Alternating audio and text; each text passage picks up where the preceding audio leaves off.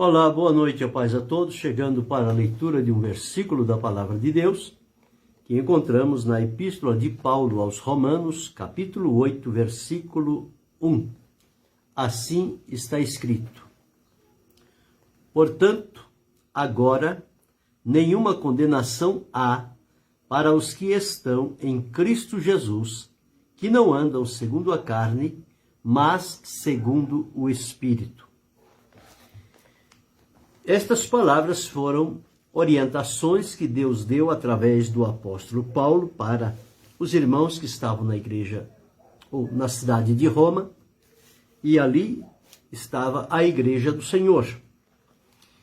Ele trazendo à lembrança daqueles irmãos a condição em que eles estavam agora, fazendo uma diferenciação entre a vida anterior e a vida atual, ou seja, a vida sem Jesus e a vida com Jesus. Porque na nossa vida tem o antes e depois de Jesus. Quem éramos nós antes de Jesus? Quem somos nós depois de Jesus? Então, há uma diferença muito grande.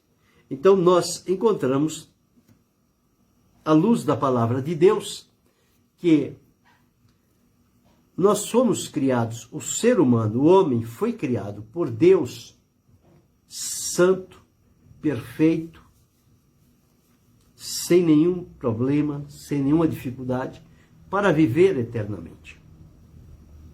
Então ele tinha tudo para viver debaixo da bênção de Deus, como foram aqueles primeiros dias. Mas, no entanto, por uma desobediência, por não atender a uma proibição que o Senhor fez, o Senhor deu liberdade ao homem de tudo, exceto de uma única árvore que ele dela não comesse.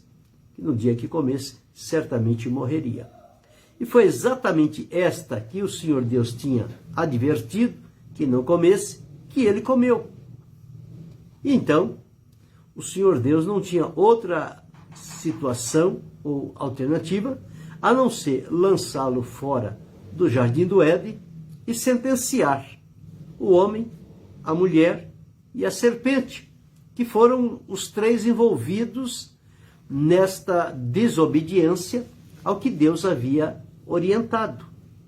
Satanás, astuto, personificou-se numa serpente falante, encantou a mulher, despertou nela a curiosidade, e ela começou a dialogar e foi então atraída, como que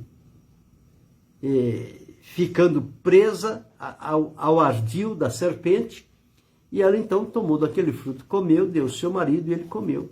Quando o Senhor Deus apareceu naquele dia, o Senhor Deus viu a hora que isso aconteceu. Nada está oculto aos olhos de Deus. Mas chegou a viração do dia, Deus chama Adão, e Adão então reluta em responder ao Senhor, procura se esconder de todas as maneiras, mas à luz da palavra de Deus nós entendemos que não existe um lugar sequer aonde alguém possa se esconder que Deus não veja. O salmista diz: se eu descer ao inferno, tu lá estás, se eu subir ao céu, tu lá estás. E para onde eu me fugirei do teu espírito? Não existe um lugar em que as pessoas vão e possam dizer: aqui Deus não me enxerga. Não. Deus vê tudo e todos. Não há um único lugar para se esconder. O esconderijo é das pessoas, é das coisas. Mas de Deus, jamais alguém se esconderá. Porque tudo está a descoberto diante de Deus. Não há limites, não há barreiras, não há esconderijos, onde Deus não veja, onde Deus não possa agir. E o que ocorreu? Ele confessou diante do Senhor, o Senhor então julgou o homem, julgou a mulher e julgou a serpente.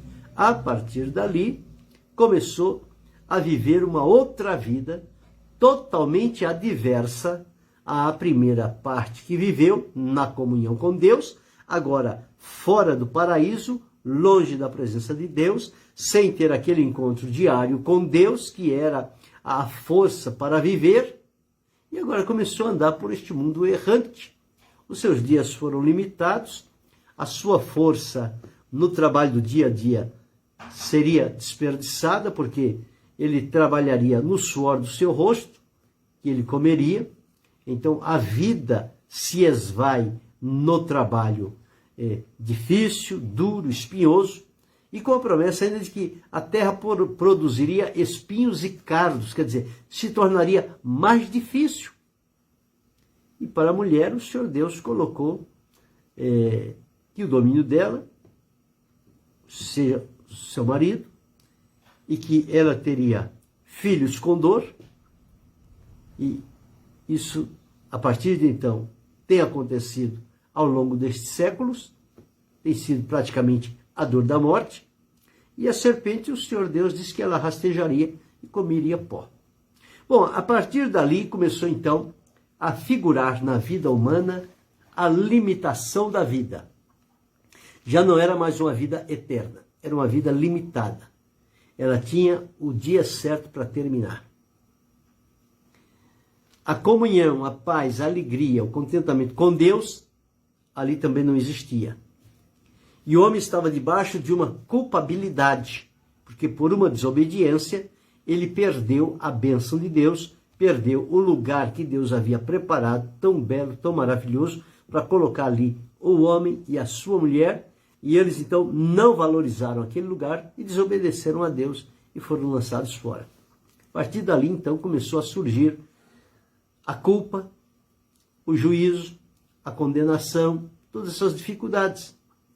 E a pessoa no estado de pecado, separado, longe de Deus, ele vive no pecado.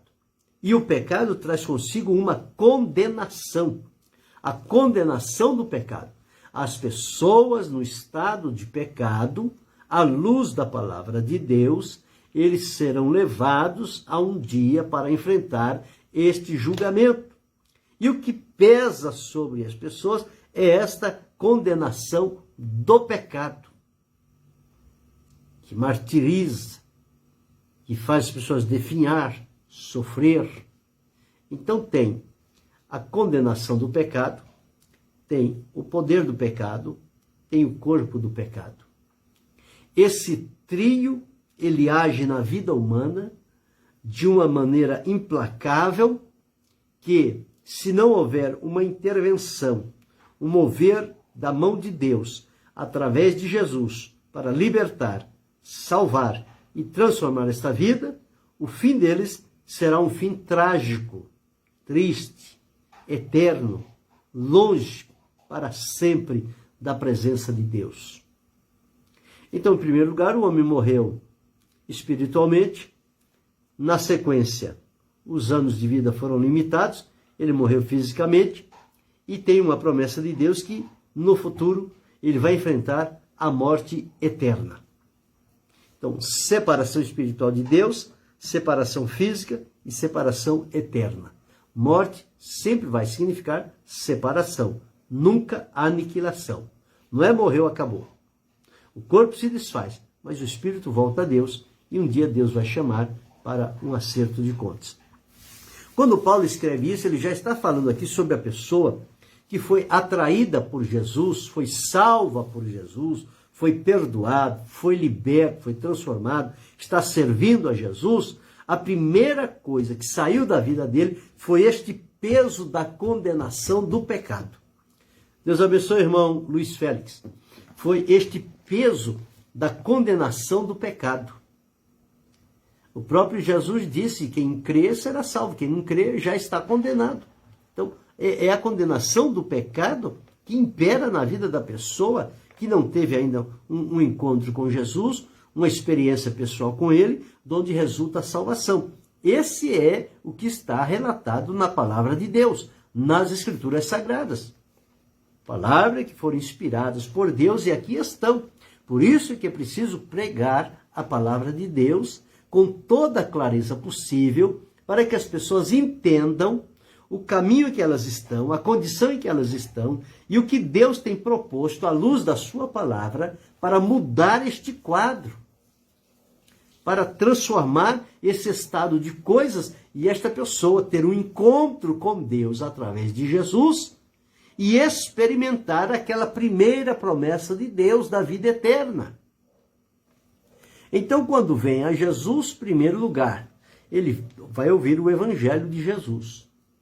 Ele vai crer no Evangelho, vai arrepender-se, vai ser convencido pelo Espírito Santo do pecado, da justiça e do juízo, vai se convencer que está num caminho distante e errante, fora da presença de Deus, vai gerar fé no coração e arrependimento. Esta vida vai se abrir, Jesus vai entrar neste coração, vai fazer ali uma morada, vai despertar o espírito humano que está adormecido, está morto, mas com a presença de Jesus, ele torna a viver na presença de Deus, porque o Espírito de Deus vai habitar ali, e é através do nosso espírito que o Espírito de Deus se comunica e traz a nós tudo aquilo concernente a Deus, que são as coisas espirituais. Então, quando Paulo escreve aqui já no capítulo 8, ele está advertindo aqueles irmãos, ou seja, trazendo a lembrança deles que, portanto, agora, ou seja, deixando a vida passada, tendo um encontro com Jesus, a partir deste encontro com Jesus, uma nova vida vai se iniciar. Uma vida de fé, uma vida centrada no Evangelho, uma vida debaixo da graça e da misericórdia do Senhor Jesus, e também não vai sofrer o peso da condenação do pecado. Por quê? Porque Jesus, quando morreu na cruz do Calvário, ele levou os nossos pecados, os meus, os teus, os daquele outro, de todos nós. Ele levou sobre si no Calvário, para que nós agora, mortos ao pecado, ressuscitados para a vida eterna com Jesus, pudéssemos viver à luz da justiça que o Senhor Jesus cumpriu diante de Deus, e Deus coloca à nossa disposição. Os nossos pecados foram julgados, foram levados por Jesus. Nós agora cremos no que Jesus fez e pela fé recebemos aquele sacrifício como válido, e os resultados acontecem na nossa vida. Ao sair a condenação, entra a paz, a alegria, a comunhão, o prazer de estar próximo de Deus, de servir a Ele, de adorá-lo na beleza da sua santidade. E Paulo escreve, então, agora nenhuma condenação há. Agora veja as condições. Ele diz, portanto, agora. Antes havia condenação. Veio a Cristo, passou pelo encontro com Jesus, resultou salvação. Portanto, agora, nenhuma, não sobra uma única condenação sequer para se levantar e dizer que aquela ficou de fora. Não.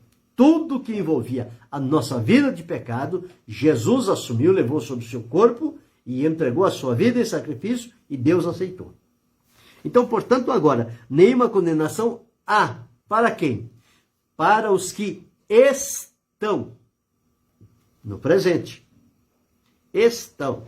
Não é para os que estavam, não é para os que estarão no futuro, mas é para os que estão agora, neste momento, em Cristo Jesus, e que não andam segundo a carne, ou seja, segundo as paixões carnais, porque a inclinação da carne é morte e inimizade. A carne pende para a prática do pecado.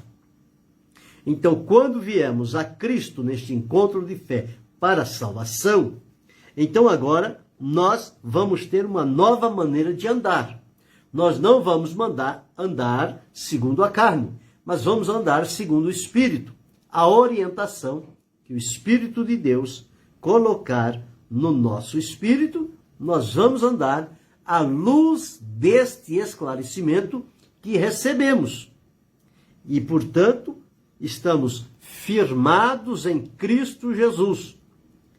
E podemos afirmar, sem sombra de dúvida e com toda convicção, que, portanto, agora, nenhuma condenação há para os que estão em Cristo Jesus. Então, Cristo Jesus é o divisor de águas. que faz a diferenciação da nossa vida. Antes, qual era a nossa vida, como vivíamos, nosso proceder, nosso comportamento, nossa consciência, nosso espírito, como é que estava. Depois que chegamos a Cristo, o que mudou na nossa vida? Mudou tudo. Foi uma transformação completa, total e radical. Não ficou nada por mudar. A salvação, quando vem, ela vem completa na nossa vida. O que ocorre é que muitas das vezes as pessoas vêm a Cristo e depois ainda querem viver como se ainda estivessem longe do Senhor, na vida anterior, a vida de desobediência e de pecado. Mas quem já veio a Cristo, passou por Ele, teve um encontro pessoal com Ele, a sua vida agora tem outra direção, tem outro sentido, tem outra fonte, tem outra motivação. Porque ele agora vai viver à luz do que diz a palavra de Deus. E a palavra de Deus nos fala que nós andamos por fé e não andamos por vista. Não andamos segundo os prazeres e as vontades da nossa carne. Porque tudo que a carne procura fazer prevalecer na nossa vida, sempre vai nos colocar em dificuldade diante de Deus. Portanto, nós temos que subjugar a carne, essa natureza carnal e pecaminosa, e permitir que o Espírito de Deus tenha acesso à nossa vida para dirigir o nosso espírito e, portanto, o nosso corpo vai obedecer ao comando do Espírito e vamos proceder e agir de acordo com aquilo que agrada ao Senhor. E a nossa vida vai sendo melhorada a cada dia de acordo com o aprofundar da experiência de fé e de comunhão que tivermos com Jesus. Por isso, nós não podemos ficar longe, servir a Jesus de longe. Nós temos que aproximar, cada dia mais.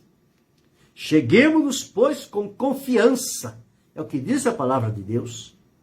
Chegar-se para mais perto de Jesus. Chegai-vos a Deus e Ele se chegará a vós. É este aproximar que agora nós vamos ter na nossa vida, porque a lei do Espírito de vida é que agora governa e direciona o nosso viver. Deus abençoe, Marcelo. Que direciona o nosso viver. Então podemos dizer, portanto, agora, nenhuma condenação há para os que estão em Cristo Jesus, que não andam segundo a carne, mas segundo o Espírito. Então, está bem claro a orientação que o apóstolo trouxe àqueles irmãos e a nós nos nossos dias, porque esta palavra de Deus não foi uma palavra que ficou limitada ao tempo e àquelas pessoas, mas a palavra de Deus, ela tem abrangência universal para o mundo todo. Foi inicialmente dirigida àqueles irmãos, mas o ensino que lá foi dado é um ensino que ultrapassa os séculos, não conhece fronteiras e nem barreiras. E este mesmo ensino, esta mesma instrução, ela é útil para mim, ela é útil para você e será útil para o último que se converter a Cristo antes da sua manifestação em glória. Ele precisará do conhecimento desta palavra.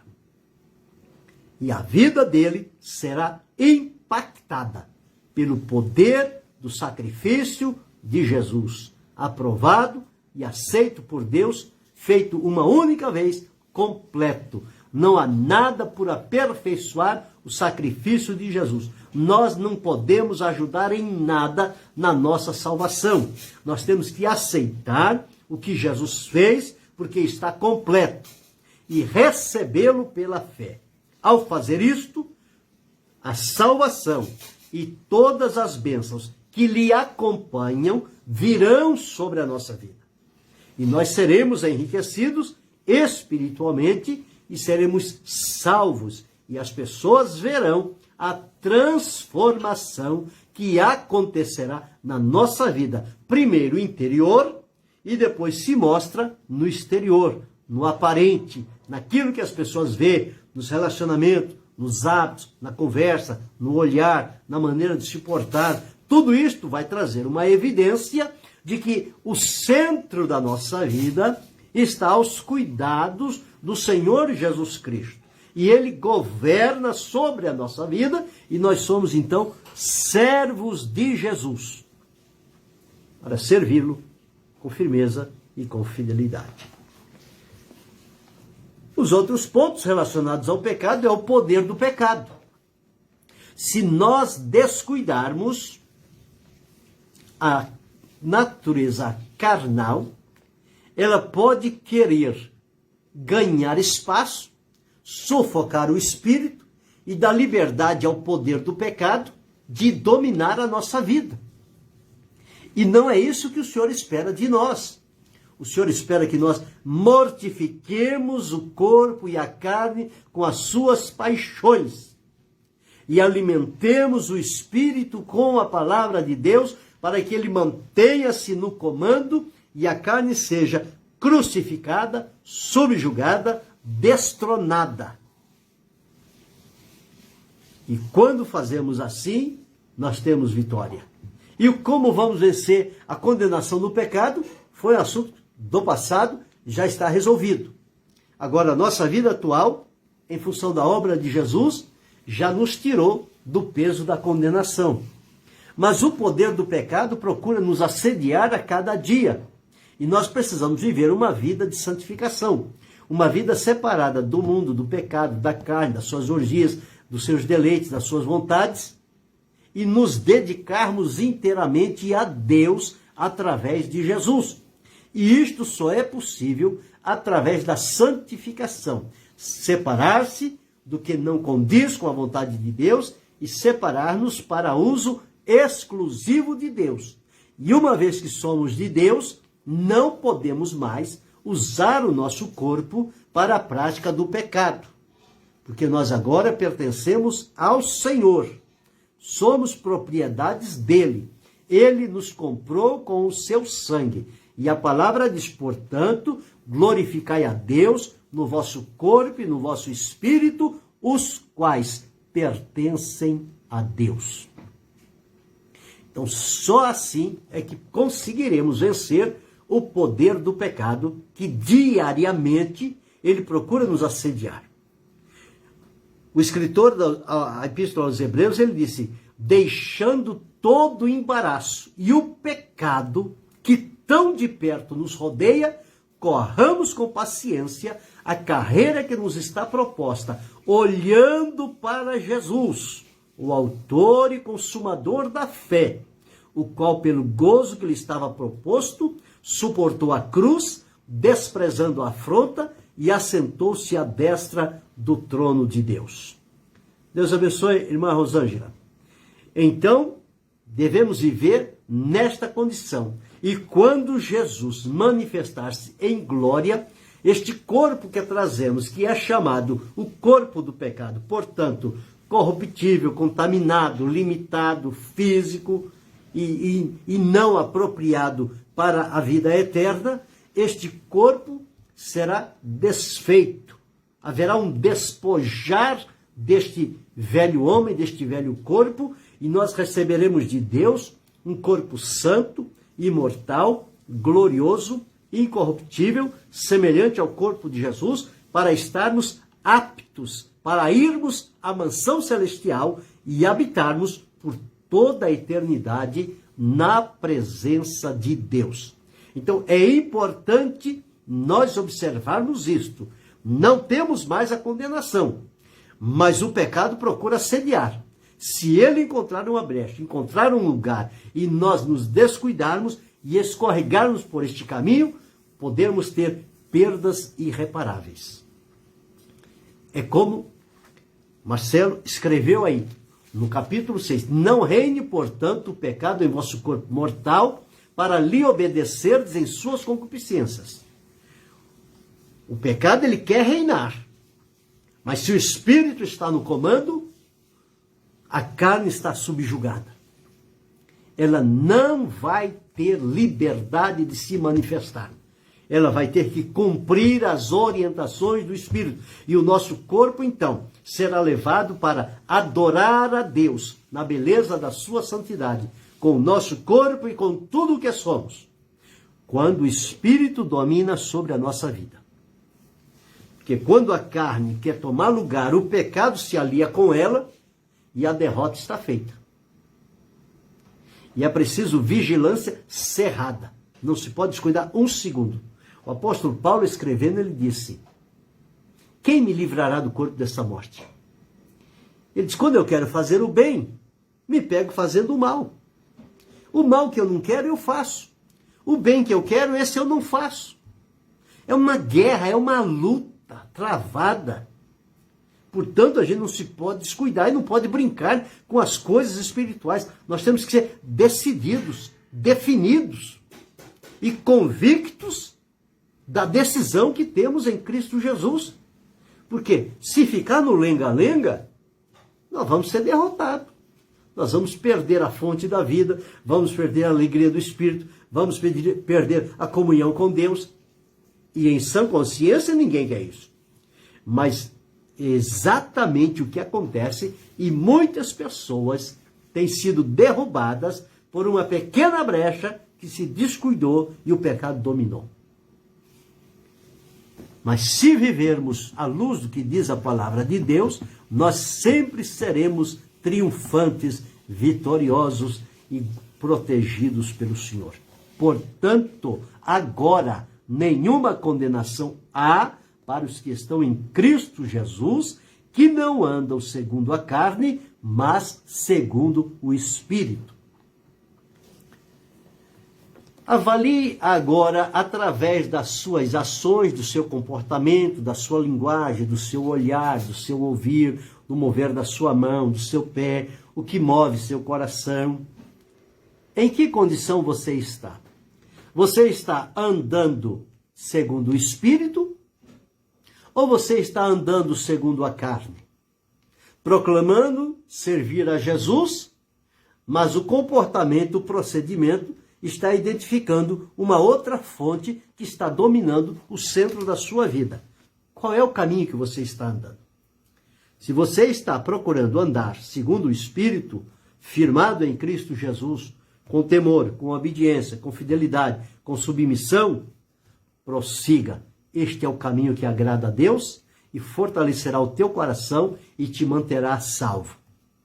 Se você está andando por um caminho que tudo quanto é prazer carnal, o pecado lhe assedia, e você abre brecha e cede e diz que é forte o suficiente para vencer, e quando vai olhar, está derrotado, mude hoje. Aproxima-te de Jesus hoje. Confessa a Ele este fracasso, esta falha, este pecado. Promete fidelidade a Ele. Peça misericórdia. Ele virá em teu socorro. Vai te ajudar, vai te livrar, vai te colocar na posição. E quando te colocar, não se descuide mais. Fique lá, plantado, na presença de Jesus, firme, com os olhos voltados para o céu. E a esperança no coração daquele dia que Jesus virá nos buscar.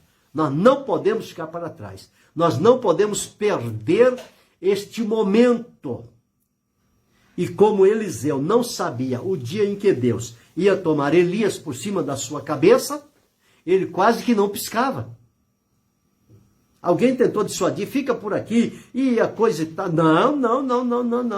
Eu não te deixo de jeito nenhum. E aconteceu, e o próprio Elias disse, se você me vir subir, tudo bem, se você não me ver, estava do lado de Elias. Mas se não visse Elias subir, se no momento de Elias subir, ele estivesse olhando para um lado, perdeu a benção. Mesmo assim sou eu e é você. Nós não podemos brincar de ser crente, não, minha gente. Nós temos que ter juízo. Temos que ter madureza espiritual. Temos que ser decidido. O pecado já nos enganou, a gente já sabe a experiência que teve com ele lá atrás. Ele é ruim, ele é rude, ele é maldoso, ele é tendencioso para nos levar à condenação. Jesus veio, nos tirou, nos libertou, estamos andando na luz, firmados em Jesus, e ainda vamos ficar vacilando? Que negócio é esse? Não, Senhor. Converta-te. Aproxima-te do Senhor. Ande à luz da palavra de Deus. Não permita que aquilo que foi tirado da sua vida de pecado volte novamente a te oprimir, te pressionar e te obrigar a fazer as coisas. Não. Decida-se, escolha Jesus. Mesmo que você fique sozinho, mesmo que teus amigos te abandonem, mesmo que tudo saia da sua frente, não te preocupe. Jesus é melhor do que tudo. Com Jesus você tem tudo. Sem Jesus você não tem nada. Então fiquemos firmes em Jesus e certo de que nenhuma condenação há para os que estão em Cristo Jesus. Que possa estar eu, você, a cada um de nós, estarmos em Cristo Jesus. Esse estar é a condição de momento, é o presente. Então, quer dizer, não adianta que ontem eu estava em Cristo, que amanhã eu estarei em Cristo. Isso não quer dizer nada. O que conta é que hoje, neste momento que eu estou vivendo, eu estou em Cristo. Se eu viver amanhã, o amanhã vai se tornar o hoje. E eu vou continuar estando em Cristo. Nunca estive e nem estará, mas estou em Cristo. Quem está em Cristo, nenhuma condenação pesa sobre a sua vida, porque este julgamento do pecado, Jesus o liquidou na cruz do Calvário. Está resolvido. Nunca mais será trazido à nossa lembrança. E aqueles seus pecados? Sim, eu cometi todos eles, mas Jesus já julgou. Me justificou e me aproximou de Deus e agora sou um candidato para o céu. Mas é preciso viver segundo o Espírito e não segundo a carne. Que o Senhor continue nos ajudando. Marcelo citou mais uma referência. Já estou crucificado com Cristo e vivo não mais eu, mas Cristo vive em mim. E a vida que agora vivo na carne, vivo-a na fé do Filho de Deus, o qual me amou e se entregou a si mesmo por mim. Gálatas 2:20, o testemunho vibrante de Paulo. Apesar de tanto sofrimento, mas ele teve a decisão de crucificar-se com Cristo e crucificar a carne. Então, a carne, o mundo, o pecado e o diabo não tem brecha, não tem poder. Só quem tem acesso, numa vida crucificada com Cristo, é Cristo que domina sobre a nossa vida. Que Ele domine sobre mim, domine sobre você e sigamos firmes, convictos de que algo glorioso de Deus nos aguarda para vivermos na eternidade. Mas no momento, esteja em Cristo. Ande no Espírito. Sirva ao Senhor com a totalidade da sua vida e você será muito bem sucedido. Querendo Deus, amanhã retorne.